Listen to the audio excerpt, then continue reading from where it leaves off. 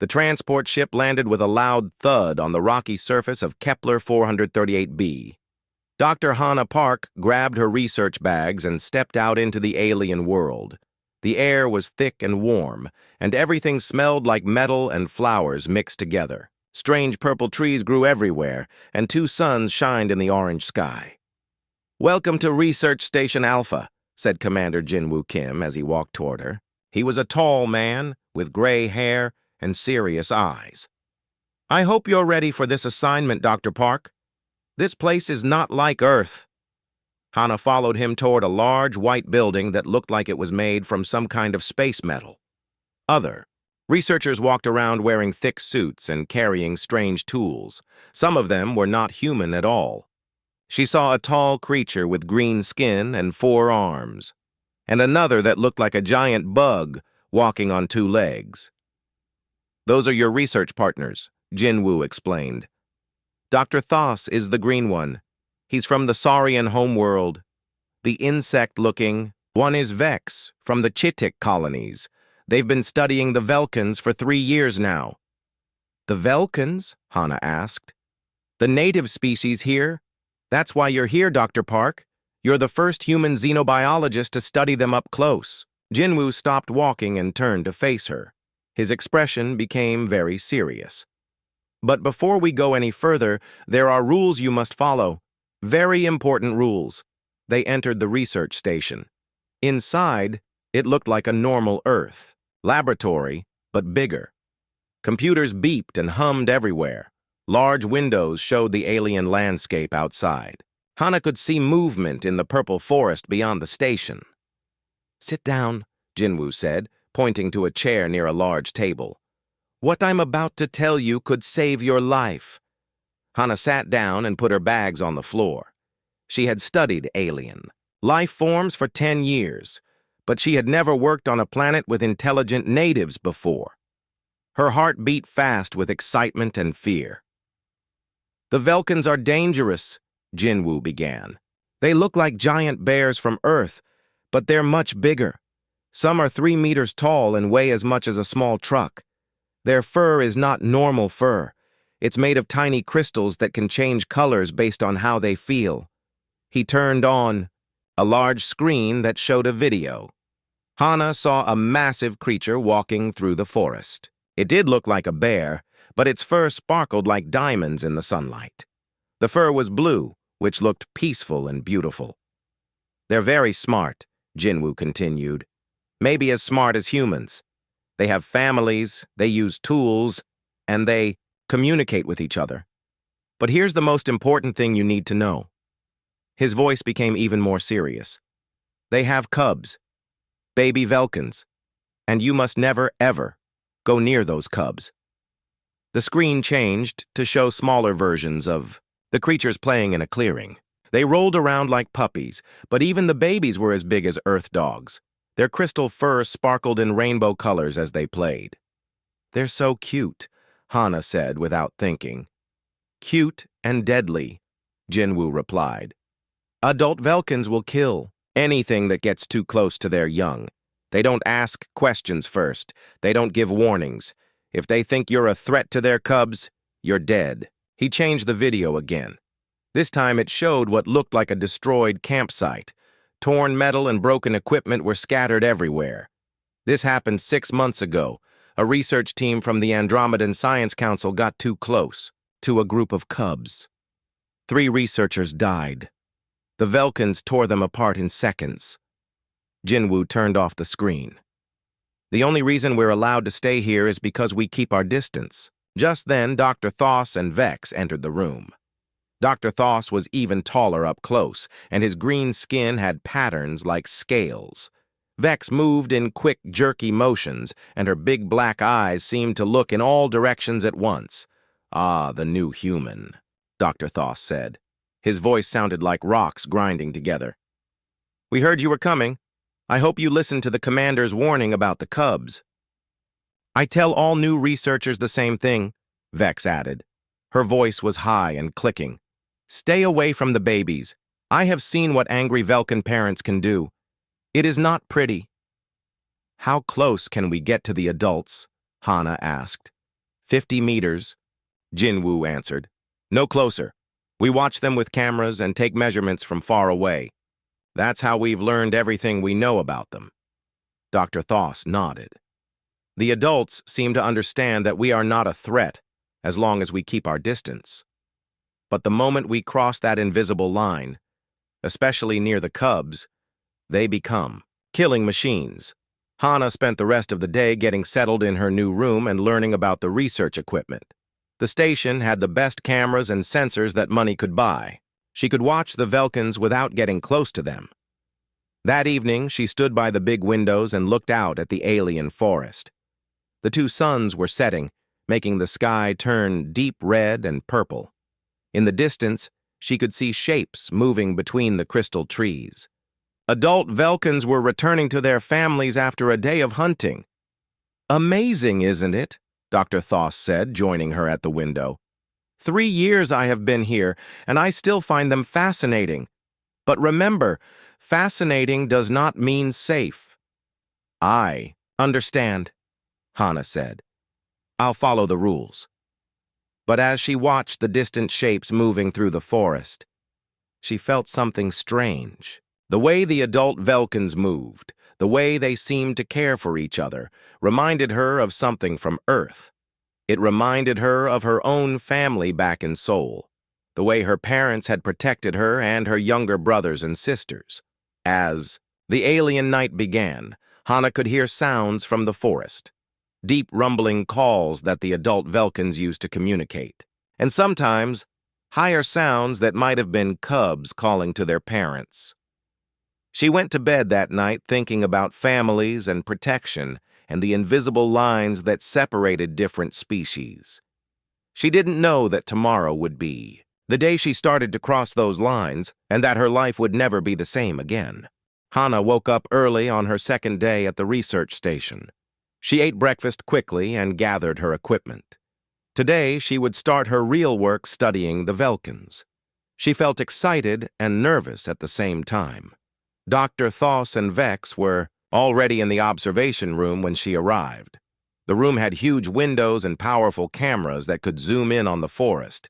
Computer screens showed data about temperature, movement, and sound patterns. The Velkans are most active in the morning, Dr. Thoss explained. That's when they hunt and teach their young how to survive. Hana looked through the biggest camera. In the distance, she could see a family group of Velkans. 2 large adults were showing 3 cubs how to find food in the crystal trees. The cubs' fur was bright yellow, which meant they were happy and excited. Look how the parents stay close to the babies, Hana said. They never let them wander too far. Very protective. Vex agreed. That's why we must be so careful. Hana spent the morning taking notes and recording videos. She watched how the adult Velkans used their crystal fur to communicate. When they were calm, the fur was blue or green. When they were alert, it turned yellow or orange. She had never seen the red color that meant anger, but Jinwoo had warned her about it. Around noon, Hana decided to get closer to the forest edge for better pictures. She stayed exactly 50 meters away, just like the rules said. She set up her camera on a tripod and started recording. The cubs were playing in a clearing while their parents watched from nearby trees. They rolled around and chased each other, their rainbow fur sparkling in the sunlight. Hana smiled as she watched them. They reminded her of the puppies she had played with as a child in Seoul. Suddenly, one of the cubs kicked a round object toward her. It was some kind of fruit from the alien trees. The fruit rolled and rolled until it stopped right at the 50-meter line between Hana and the Velkan family. Hana looked at the fruit, then at the cubs. One of them was looking right at her. Its fur was bright green, which meant curiosity. Did the cub throw the fruit to her on purpose? She reached into her bag and pulled out an apple from the station's food supplies. Slowly, carefully, she rolled the apple toward the 50-meter line. It stopped next to the alien fruit. The cub ran to its parents and made excited clicking sounds. The adult Velkans looked toward Hana. Their fur turned orange, which meant they were being careful, but not angry. One adult walked slowly to the line, picked up both the fruit and the apple, and carried them back to the cubs. Hana watched in amazement as the family examined the earth apple. They smelled it and touched it gently. Then the adult Velkin did something incredible. It took a small bite of the apple, chewed carefully, and made a low humming sound that seemed friendly. "What are you doing out here?" Hana jumped and spun around. Dr. Thoss was walking toward her, his green face showing concern. "I was just taking pictures," Hana said. "I stayed at the 50-meter line." "I saw what happened with the fruit," Dr. Thoss said. "You made contact with them. That's not part of our research protocol." "They made contact with me first," Hana replied. "The cub threw the fruit. I just responded." Dr. Thoss looked toward the Velkin family. They were still examining the apple, and the cubs were playing happily. "This is unusual behavior," he admitted. "In 3 years, they have never tried to interact with us directly." When they returned to the station, Dr. Thoss reported what had happened to Commander Jinwoo. Hana had to explain exactly what she had done and why. "It was just one apple," she said. "I didn't go closer than 50 meters. I followed all the safety rules." "The safety rules don't include exchanging gifts with the subjects," Jinwoo replied. But he didn't sound as angry as Hana expected. "Still, this is the first sign of friendly contact we've had. Maybe we can learn something from it." That evening, Hana couldn't stop thinking about the cub that had looked at her. There had been something almost human in its eyes. Intelligence, curiosity, maybe even playfulness. Against her better judgment, she made a decision. She went to the art supplies room and drew a picture. It was a simple drawing of a Velkin family made with colored pencils. She drew the adults, with blue fur, and the cubs with rainbow colors, just like she had seen them. The next morning, Hana went back to the same spot with her camera equipment. She also brought the drawing. When she reached the 50-meter line, she placed the picture on the ground where the apple and fruit had been exchanged yesterday. Then she set up her camera and waited. An hour later, the same Velkin family appeared in the clearing. The cubs started playing, but one of them seemed to remember what had happened yesterday. It ran to the line and found Hana's drawing. The cub picked up the picture and carried it to its parents. The adult Velkins looked at the drawing for a long time. Their fur shifted through different colors, blue, green, yellow, as if they were having a conversation about it. Then something amazing happened. One of the adults approached the line and placed something where the drawing had been. It was a piece of crystal that looked like it had been carefully shaped. The crystal was beautiful, like a small sculpture. Hana picked up the crystal gift. It was warm to the touch and seemed to glow with its own light. As she held it, she heard a soft humming sound from the Velkin family. It was a gentle, musical sound that made her feel peaceful and happy. When she returned to the station, she showed the crystal to Dr. Thoss and Vex. Both aliens were amazed. "This is carved crystal," Vex said, examining it closely. "They made this by hand. It's a work of art." "The Velkins have never given gifts to other species before," Dr. Thoss added. "This changes everything we thought we knew about them." But Commander Jinwoo was not pleased when he heard about the second exchange. "Dr. Park, you're starting to worry me," he said. "First the apple, now this drawing. You're making contact beyond our approved research methods." "They're trying to communicate with us," Hana argued. "Isn't that what we want to learn about? How they think and feel?" "What we want is to keep everyone safe," Jinwoo replied. "Don't forget that these creatures can kill you in seconds if they decide you're a threat." That night, Hana lay in her bed holding the crystal gift. It still felt warm, and sometimes she thought she could hear faint music coming from inside it. She thought about the cub that had looked at her with such intelligent eyes. She thought about the careful way the adults had examined her drawing. These weren't just dangerous animals. They were people, just like humans, but different. They had families and feelings and the ability to create beautiful things. They could be gentle and kind, not just fierce and protective. Hana made another decision. Tomorrow she would bring another gift, not because she wanted to break the rules, but because she was beginning to understand that the rules might be wrong. The Velkans weren't just subjects to study from far away. They were neighbors, and maybe, if she was very careful and very respectful, they could become friends. For the next week, Hana continued her secret gift exchanges with the Velkan family. She brought them flowers from the station's garden, simple drawings, and small pieces of Earth music recorded on portable devices. The Velkans responded with carved crystals, beautiful stones, and woven grass patterns that looked like art. Each day, the exchanges became more complex. The Velkans started leaving mathematical patterns made from small rocks. Hana responded with mathematical equations written on paper. When she left a picture of Earth's solar system, they created a model of their own star system using crystals and stones. "They're definitely intelligent," Hana wrote in her private research notes. "Maybe more intelligent than we first thought." But she was being careful.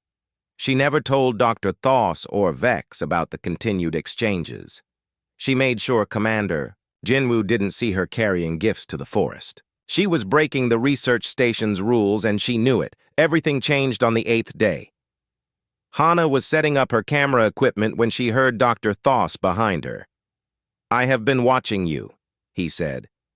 His voice sounded disappointed. "Every morning for a week you bring something to the forest. Every afternoon you return with something new. You are making unauthorized contact with the subjects." Hana's heart sank. She had been caught. "Dr. Thos, I can explain." "You do not need to explain. I have seen enough." Dr. Thos walked past her toward the 50-meter line. There, placed exactly where all the exchanges had happened, was a new gift from the Velkans. It was a crystal sculpture that looked like a human figure. "They made this for you," Dr. Thos said quietly. "They are studying you as much as you are studying them." When they returned to the station, Dr. Thos reported everything to Commander Jinwoo. Hana sat in the conference room feeling like a child who had been caught stealing candy. "Dr. Park, I'm very disappointed," Jinwoo said. "You've been violating safety protocols for over a week. I should send you back to Earth immediately." "Commander, please listen," Hana said. "They're not dangerous. At least not to me. They're trying to communicate. They want to understand us as much as we want to understand them." "That's not the point," Jinwoo replied. "The point is that you disobeyed direct orders. You put yourself and this entire station at risk." Before Hana could respond, alarms started blaring throughout the station. Red lights flashed, and a computerized voice announced, "Weather emergency. Category 5 storm approaching. All personnel report to emergency stations." Dr. Vex rushed into the conference room. "Commander, the atmospheric readings are off the scale. This storm is bigger than anything we've seen before. The winds could reach 200 kilometers per hour." Jinwoo immediately switched into emergency mode. "How long do we have?" 2 hours, maybe 3, Vex replied. "Start emergency procedures. Secure all equipment. Prepare the underground bunkers." 4. The next hour, everyone at the station worked frantically. They moved important research data to protected storage areas. They secured equipment that couldn't be moved. They checked and double-checked the emergency bunkers where they would wait out the storm. But there was a problem. "Commander," Dr. Thos called from the equipment bay. "The bunkers can't hold all our research materials. If we lose this equipment, we'll lose 3 years of work." Jinwoo looked around the station. Computers, cameras, scientific instruments, and data storage devices filled every room. Much of it was too delicate to survive the storm if left outside the bunkers. "We'll have to choose what to save," he said grimly. "Take the most important items. Leave the rest." Hana was helping to move equipment when she noticed something outside the main window. In the distance, shapes were moving through the forest, large shapes heading toward the research station. "Commander," she called. "You need to see this." Everyone gathered at the window. Through the approaching storm clouds, they could see them, clearly now. A group of adult Velkins was walking toward the station, but this wasn't an attack. They were moving slowly, deliberately, and their crystal fur was bright blue, the color of calm and purpose. "What are they doing?" Vex asked. "I don't know," Jinwoo replied. "In 3 years, they've never approached the station directly." As they watched, more Velkins emerged from the forest. Adults and cubs together, all walking toward the research station. Their fur patterns were unlike anything the researchers had ever seen. Swirling colors of blue and silver that seemed to pulse in rhythm. They're communicating with each other, Hana realized. Those color patterns, they're like a language. The Velkins reached the area around the station and began to do something incredible. The adults positioned themselves in a circle around the buildings. Then they did something with their crystal fur that the researchers had never seen before. The fur began to glow brighter and brighter. Electrical energy seemed to flow between the crystals. The air around the station started to shimmer like a heat wave. "They're creating some kind of energy field," Dr. Thos said in amazement. "But why?" Jinwoo asked. The answer came when the storm hit. The winds howled and rain poured down like bullets, but the energy field created by the Velkins deflected the worst of it away from the station. The research buildings, which should have been torn apart by the storm, remained safe inside the protective barrier. "They're protecting us," Hana whispered. For 6 hours, the storm raged outside. The Velkins maintained their protective circle the entire time, their crystal fur glowing with constant energy. Inside the station, the researchers watched in wonder as the aliens used their own bodies to shield the human outpost from destruction. During the storm, one small Velkin cub became separated from the group. The winds were too strong for it to reach its family. It huddled near the station's main entrance, its rainbow fur flickering with fear. Without thinking, Hana ran to the entrance. "Don't open that door!" Jinwoo shouted, but she was already there. She opened the door and knelt down near the frightened cub. It was bigger than she had expected, about the size of a large dog, but its eyes showed the same intelligence she had seen in the adult Velkins. "It's okay," she said softly, even though she knew it couldn't understand her words. "You're safe now." She began to hum a gentle tune, something her mother had sung to her when she was scared as a child. The cub's fur stopped flickering and began to show colors Hana had never seen before, not fear or anger, but something like curiosity and comfort. The cub moved closer to her. Its crystal fur felt warm and soft, nothing like the dangerous weapon she had been warned about. The cub made soft clicking sounds that reminded her of a cat purring. When the storm finally ended, the adult Velkins came to collect their young one. But instead of attacking Hana for touching their cub, they surrounded her in what looked like a protective formation. Their fur patterns showed colors of gratitude and respect. Commander Jinwoo and the other researchers came outside to see Hana, sitting safely in the middle of a circle of Velkins. The cub was still next to her, its fur bright with happiness. "I don't understand," Jinwoo said. "How is this possible?" Dr. Hyon Lee, the station's linguist who had been monitoring the Velkin color patterns, had an answer. "The color patterns aren't just emotional displays. They're a complex language system. And somehow Dr. Park has been speaking it naturally." As the Velkins slowly returned to the forest, the small cub looked back at Hana one more time. Its fur flashed in a pattern of colors that seemed to say thank you and see you soon. Hana stood in the clearing around the research station, watching the alien family disappear into the crystal trees. Everything had changed. The Velkins weren't just subjects to study from a distance, they were neighbors who had risked their own lives to protect the human outpost. And somehow, without meaning to, Hana had become the bridge between two species. She had touched a Velkin cub and lived to tell about it. More than that, she had been accepted by them as something more than a stranger. As she walked back to the station, she wondered what would happen next. The rules about staying away from the cub seemed silly now, but she also knew that crossing that line had changed everything, and there was no going back. News of Hana's breakthrough with the Velkans spread across the galaxy faster than light speed. Within days, scientists from dozens of worlds were sending messages to Research Station Alpha. Everyone wanted to know how a human had successfully communicated with one of the most dangerous species in the known universe. Galactic Research Council wants a full report, Commander Jinwoo told Hana as they walked through the station. 3 different universities have requested to study your methods, and the Interspecies Communication Institute wants to interview you. Hana barely heard him. She was looking out the window at the forest where she could see familiar shapes moving between the trees. The Velkan family she had befriended was there, and she could swear they were looking toward the station, too. "Dr. Park, are you listening?" Jinwoo asked. "Sorry, Commander, it's just... they're out there. The family I helped.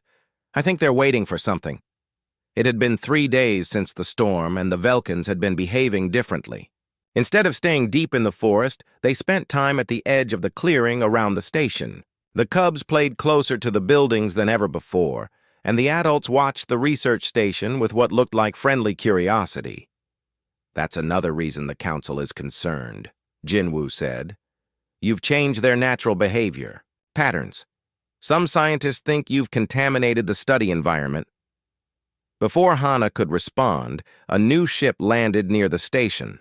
It was sleek and official-looking, with the symbols of the Galactic Research Council painted on its sides. As the ship's doors opened, a stern-looking woman stepped out, followed by several assistants carrying recording equipment.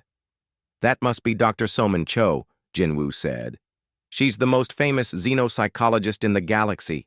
If anyone can figure out what you did, it's her." Dr. Cho was smaller than Hana had expected, but her eyes were sharp and intelligent. She wore the dark blue uniform of the Research Council and carried herself like someone used to being in charge. "Dr. Park," she said as she entered the station, "I've traveled 16 light years to understand what happened here. The reports I've read seem almost impossible to believe." "What parts don't you believe?" Hana asked. "The part where you touched a Velkan cub and survived," Dr. Cho replied bluntly. "The part where adult Velkans protected your research station during a storm. The part where they seem to have accepted you as some kind of family member." For the next week, Dr. Cho studied everything Hana had done. She reviewed all the videos of the gift exchanges. She analyzed the mathematical patterns the Velkans had created. She even examined the crystal sculptures they had given to Hana. "Your methods are completely unscientific," Dr. Cho told her after reviewing the data. "You broke every protocol we have for studying dangerous species. By all rights, you should be dead." "But I'm not dead," Hana pointed out. "And I learned more about Velkan communication in 2 weeks than the previous research teams learned in 3 years. "That's exactly what concerns me," Dr. Cho said. "How did you know what to do? How did you know that humming would calm the cub? How did you know what colors to wear to communicate with them?" Hana thought about the question. "I didn't know. I just did what felt right. When I saw that scared cub during the storm, I treated it the way I would treat any frightened child. But it's not a child. It's an alien predator." "No," Hana said firmly. "It's both. It's a young, intelligent being that was scared and needed help. The fact that it's alien doesn't change that." Dr. Cho made extensive notes about everything Hana said. She also spent time observing the Velkans through the station's cameras. What she saw seemed to support Hana's claims about their intelligence and emotional complexity. "The color patterns in their fur are definitely a language," Dr. Cho admitted. "More sophisticated than anything we've seen from non-technological species. And their mathematical abilities are remarkable." "They're not non-technological," Hana corrected. "They just use different technology than we do. Those crystal formations aren't natural. They're engineered." While Dr. Cho continued her studies, Hana made a discovery that changed everything. She was watching the Velkin cubs play when she noticed something familiar about their games. They were imitating her movements from the day she had helped the lost cub. One cub would lie down and pretend to be scared, changing its fur to fearful colors. Another cub would approach slowly, humming the same tune Hana had hummed, and comfort the first cub. Then they would both flash their fur in happy rainbow patterns. They're teaching each other about humans, Hana realized. They're passing on what they learned from me. She called Dr. Cho and Dr. Thoss to the observation window. Together they watched as the cubs continued their human-inspired play. Remarkable, Dr. Thoss said. They have incorporated your behavior into their cultural learning. This could be the beginning of permanent interspecies contact, Dr. Cho added, her stern expression softening with excitement. But their celebration was interrupted by the arrival of another ship. This one was larger and more official than Dr. Cho's vessel. It carried the symbols of the Galactic Research Council's Enforcement Division. "That's Dr. Woo-Sung Han," Commander Jinwoo said, his face showing concern. "He's the Council's authority on research protocol violations." Dr. Han was a tall man with a cold expression and military bearing. He brought with him a security team. And another scientist, Dr. Seungjae Yoon, who was known for his strict views on maintaining separation between species. "Dr. Park," Dr. Han said without any greeting pleasantries, "you have violated 17 different research protocols and contaminated a pristine study environment. The Council has voted to remove you from this assignment immediately." "But she's made the most important breakthrough in interspecies communication in decades," Dr. Cho protested. "She's also put everyone on this station at risk," Dr. Yoon added. "The Velkins are predators. The fact that they seem friendly now doesn't change their basic nature. They could turn violent at any moment." "With respect, Dr. Yoon," Hana said, "I don't think you understand what's happening here. The Velkins aren't just predators. They're people. They have families and emotions and intelligence. They're capable of friendship." "Friendship?" Dr. Yoon laughed. "You're projecting human emotions onto alien animals. It's a classic mistake in xenobiology." As they argued, alarms began sounding outside. Through the window, they could see the Velkin family at the edge of the clearing. But something was wrong. The cubs were huddled close to their parents, and all the Velkin's fur was flashing bright red, the color of extreme anger or danger. "What's happening?" Dr. Han demanded. Dr. Vex rushed into the room with her instruments. "Seismic activity," she reported. "There's going to be an earthquake, a big one." The ground began to shake, gently at first, then more violently. Equipment rattled on the tables, and everyone had to hold on to something to stay standing. The Velkins knew it was coming, Hana realized. That's why they were agitated. They can sense things we can't. Through the window, they watched the Velkin family running toward the forest. But they weren't running away from the station. They were running toward something in the forest, something the humans couldn't see. "Where are they going?" Dr. Cho asked. The answer came when Dr. Hyun Lee, the linguist, burst into the room. "I've been monitoring the Velkin communication patterns," he said breathlessly. "They're not talking about the earthquake. They're talking about their cubs. There's a nursery area in the forest where they keep their youngest babies. The earthquake is going to cause a landslide. The cubs are trapped." Everyone looked toward the forest where the earthquake was getting stronger. Somewhere in those crystal trees, baby Velkins were in terrible danger, and their parents were racing to save them, knowing they might not be able to reach them in time. Hana made a decision that would change her life forever. She started toward the station's exit. "Where are you going?" Dr. Han demanded. "To help," Hana said simply.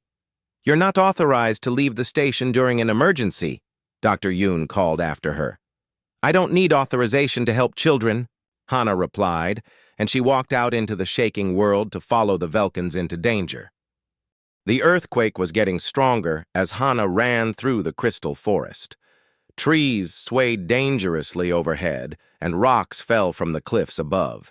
She could hear the Velkins ahead of her, their voices making urgent calls in their color language. that she was beginning to understand without words. "Dr. Park, stop!" Dr. Han's voice called from behind her. "That's a direct order." But Hana didn't stop. She could feel something that the other humans couldn't, a pull toward the danger, toward the cubs that needed help. Her months of communicating with the Velkin family had created a connection she was only now beginning to understand. She reached a steep canyon where the adult Velkins had gathered. Their fur was flashing patterns of distress and urgency. Down, in the canyon, Hana could see why they were so upset. A group of very young Velkin cubs, much smaller than the ones she had met before, were trapped on a ledge. Above them, rocks and earth were sliding down the canyon walls. The adult Velkins were too big and heavy to climb down the unstable canyon walls without causing more landslides. But the cubs were too young to climb up on their own. It was an impossible situation. When the Velkins saw Hana, their fur patterns changed. Hope mixed with the distress colors. They had seen what she could do with their children. They knew she was different from other humans. "You can't seriously be thinking about going." "Down there," Dr. Cho said as she and the other researchers caught up to Hana. "The whole canyon could collapse." "Those cubs will die if someone doesn't help them," Hana replied. She looked at the steep walls of the canyon. They were too unstable for the heavy Velkins, but a human might be able to make it. Dr. Yoon arrived, with Dr. Han and the security team. "Dr. Park, you are ordered to return to the station immediately. This is madness." "This is what humans do," Hana said firmly. "We help others, even when it's dangerous." She started climbing down into the canyon. The rocks were loose and slippery, and several times she almost fell. Behind her, she could hear Dr. Han ordering his security team to go after her. But the canyon walls were too dangerous for multiple people. The Velkin cubs saw her coming, and their fur flashed with colors of relief and hope. There were 6 of them, all very young, huddled together on a narrow ledge. They were scared but not panicked. Somehow, they seemed to understand that help was coming. "It's okay," Hana said softly, as she reached the ledge. "I'm here to help you get home to your families." The cubs gathered around her, their crystal fur warm against her hands. They were so young that their color patterns were simple, just basic emotions like fear, hope, and trust. But they clearly understood that she was there to help them. The problem was getting them all to safety. The ledge was narrow, and the cubs were too young to climb the canyon walls on their own. Hana looked up at the adult Velkins above and had an idea.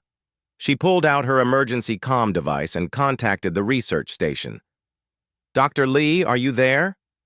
"Hana, where are you?" Dr. Lee's voice crackled through the static. "I need you to analyze the Velkin color patterns. I'm going to try to communicate a plan to them, but I need to make sure I'm using the right colors." Hana took off her jacket, which had adaptive fibers that could change color. She had used it before to communicate basic emotions to the Velkins. Now she needed to communicate something much more complex. Following Dr. Lee's instructions through the comm device, Hana made her jacket flash in patterns that meant cooperation, trust, and bridge. She pointed to the adult Velkins, then to herself, then to the cubs. The adult Velkins watched her color display carefully. Their own fur began to flash in response. Questions, concerns, and then understanding. They began to move into position. "Around the canyon? What are they doing?" Dr. Cho called from above. "Creating a living bridge," Hana replied. The adult Velkins linked their crystal-furred arms together, forming a chain that stretched partway down into the canyon. But even working together, they couldn't reach the ledge where the cubs were trapped. Hana understood what needed to happen. She would have to climb up the chain of adult Velkins, carrying the cubs one by one. It was dangerous for everyone involved, but it was the only way. She picked up the smallest cub and began the difficult climb. The adult Velkins held steady as she used their linked arms like a ladder. The cub in her arms was warm, and surprisingly, light, its fur flashing with trust colors.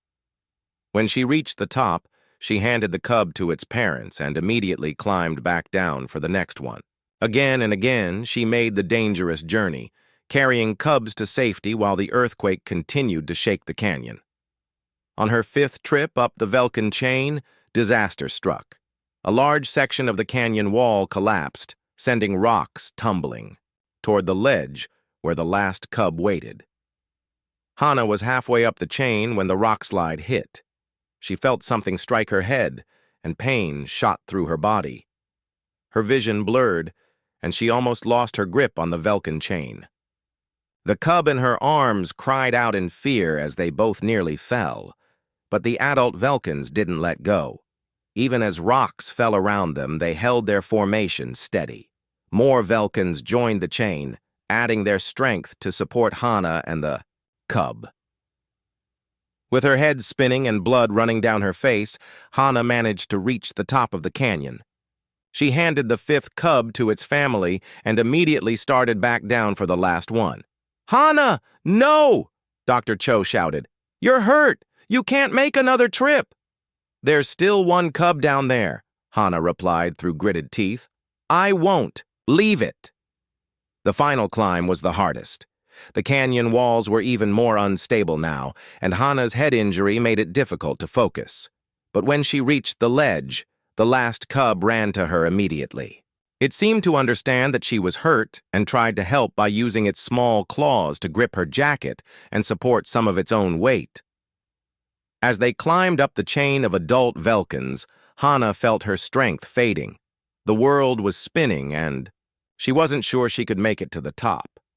But every time she thought about giving up, she felt the warm weight of the cub in her arms and the steady strength of the Velkins supporting her. When they finally reached safety, Hana collapsed on the solid ground above the canyon. The last cub ran to its parents, flashing grateful colors in its fur. The adult Velkins surrounded Hana, their own fur patterns showing concern and gratitude. Dr. Cho and Dr. Thos reached her first.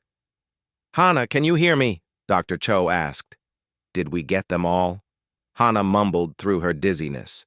"All 6 cubs are safe," Dr. Thos confirmed. "You saved them all." As Dr. Cho worked to stop the bleeding from Hana's head wound, the Velkin families gathered around them.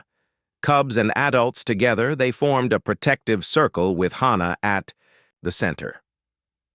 Their crystal fur glowed with soft, healing colors, and they began to hum in harmony, a sound that seemed to ease Hana's pain and help her stay conscious.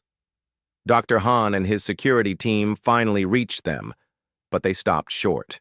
When they saw the scene, a human woman surrounded by the most dangerous predators in the galaxy, all of them working together to keep her safe and help her heal. "This is impossible," Dr. Yoon whispered. "Velkins don't behave this way toward other species." "Maybe they do," Dr. Cho said quietly, "when the other species proves worthy of their trust." As medical teams from the research station arrived to help Hana, the Velkins slowly backed away. But they didn't go far. They remained at the edge of the forest, watching and waiting, their fur patterns showing colors that any human could now understand.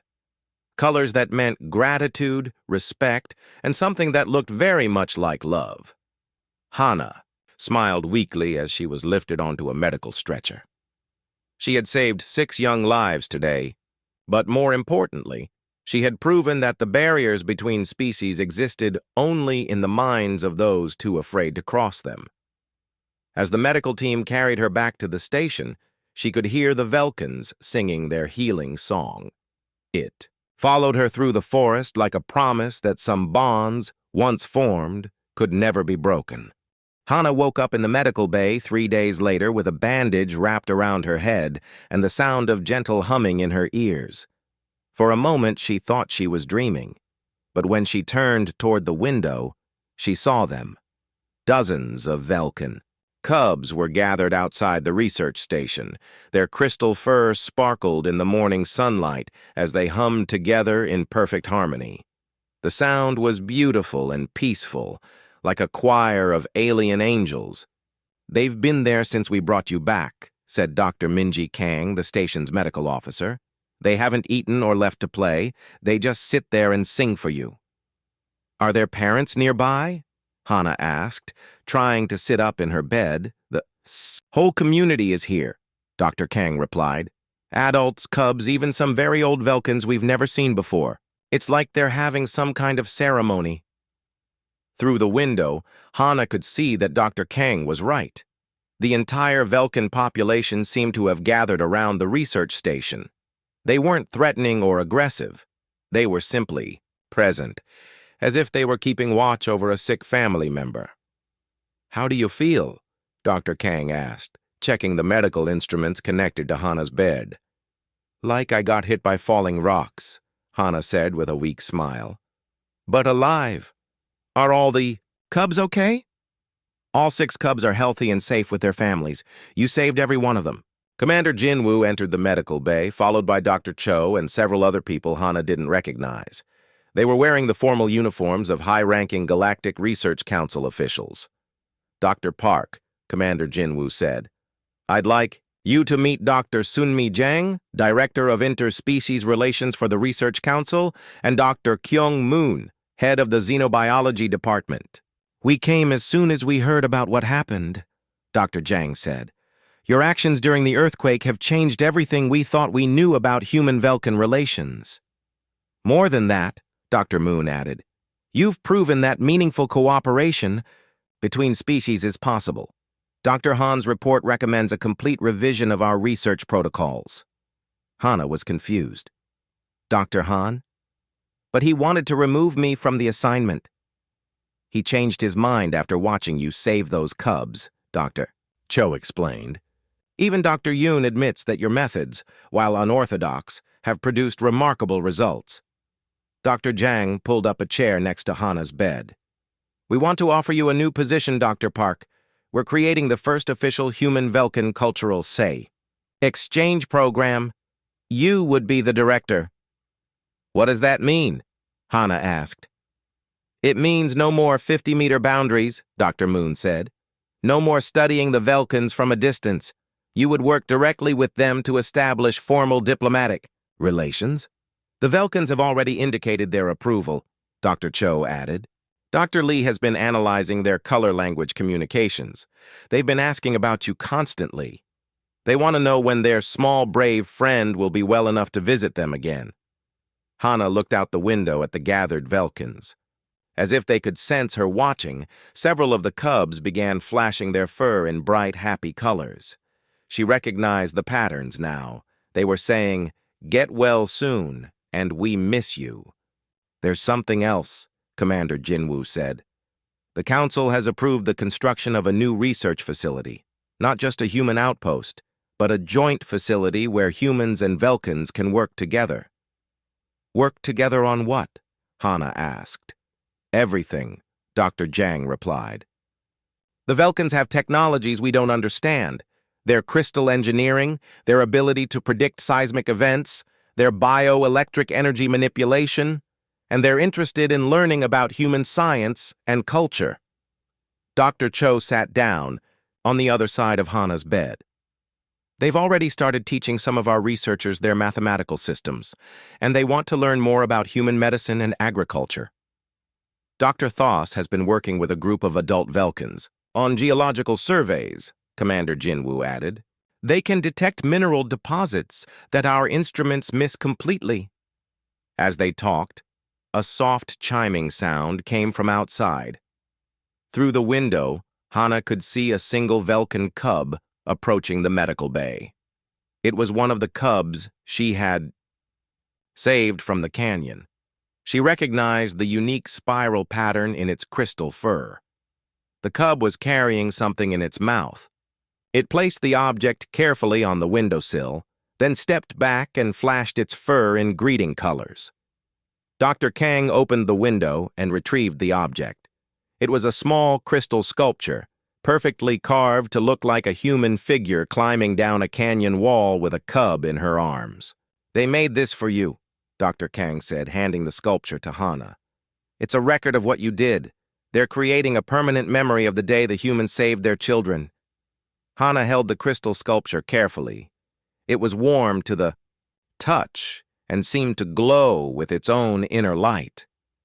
As she looked at it, she could hear the humming outside grow louder and more complex, as if the entire Velcan community was celebrating.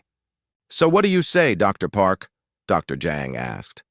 "Will you help us build the first true partnership between humans and Velcans?"